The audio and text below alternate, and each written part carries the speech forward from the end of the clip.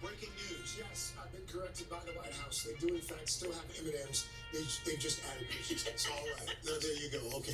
So we cleared that up. We thank you very much. Yes. If they had a York peppermint patty, I wouldn't mind either. Anyway, this morning, we are literally horsing around during Overheard on Third. You know, of course, our good buddy Steve Kornacki covers politics like nobody's business, but he also can cover horse races. Steve traveling to Churchill Downs with the big board, breaking down the Kentucky Derby. He's got that fantastic jacket.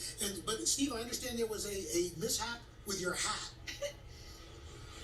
Yeah, I have to apologize, guys, because, I mean, here we are, Churchill Downs. Tomorrow's the first Saturday in May. I got the jacket. I brought a hat. It got a little crushed on the flight down, so, I mean, I can... Is that a cowboy hat? I don't know if it works, but, you know. You look like Buster Keaton. That's fantastic. Buster So Keaton. everyone is focused on who's going to win. Historically, have favorites going into the race come out on top? Yeah, this is interesting. Let's break this down. Hey, the old saying in horse racing, right? You'll go broke betting on favorites. Well, guess what? Since the year 2000, the last 20 years, 10 favorites in the Kentucky Derby have gone and won. That's a break from history there. You went back to the 80s and 90s. The favorites were losing every year, but the favorites are starting to hit. For somebody like me, I hate betting on favorites. I throw them out. I toss them every time. That's been bad news here because a lot of those 2-to-1, 3-to-1 horses more recently have been coming in. Hey, Steve, I know you can't win much betting on the favorite, but you can on the long shot. What are the long shots looking like this year?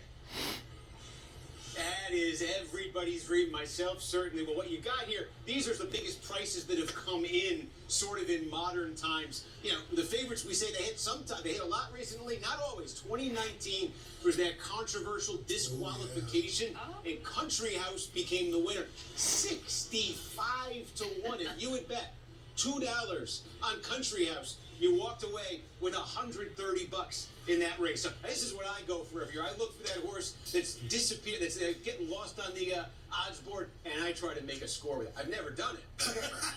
So, Steve, I mean, these horses tend to have very creative names. There's a racehorse name generator for folks who try at home. Tell us more about that.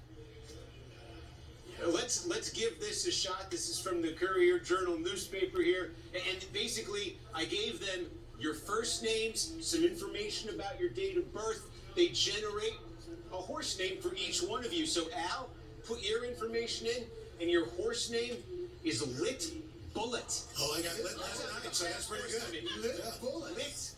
Well, I'm putting $2 on Lit Bullet across the board. Let's take a look. Craig, Vanilla Bullet. A little bit of a twist on the bullet. You got the bullet and you got the Al's bullet sounds so much more fierce. How about this one for Dylan? You can't handle biscuits. No, you can't handle biscuits. That's what I see here. We tried mine. Yeah. The greatest Kentuckian. That's what they call me. I didn't make a name up. And I mean, no offense to anybody that's actually from Kentucky. Oh, I can't. The Vanilla Bullet. And he's from New York. That's all I think. So, Steve, how did some of the other horses get their racing name this year? Well, let's go to the real horse names here. It's not all of these you're going to hear a lot about because there's some long shots here, but Helium, I went with the horse Helium. named Helium in this race might be about 50 to 1. Okay, well, the owners, they liked the name because they said they looked at the video and he looked light on his feet, so they called him Helium. King Fury, he's named after the two-time heavyweight champion Tyson Fury, boxer. Obesos, the O, because the father's name, Orb.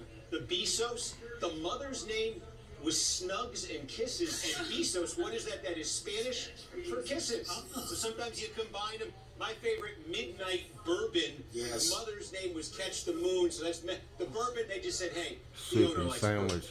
That makes sense. Steve, I'm going Super with Medina sandwich. Spirit. I just think going with the Bob Baffert I horse think I'm gonna is a bet safe on bet here, especially bet. if he makes history. But who are the other I might favorites going into the bet race? on super sandwich.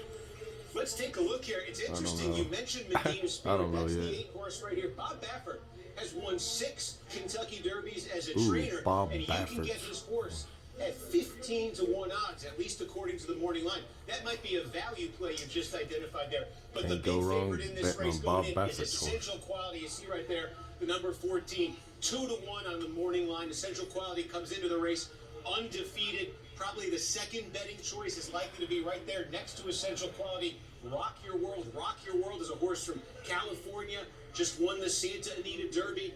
Also undefeated, that Santa Anita Derby in Southern California. A beautiful Santa Anita racetrack. It's produced a lot of Kentucky Derby winners recently. But again, if you're like me, you look at that 14, you look at that 15, you say, I'm probably going to toss them both and take a shot on something longer here.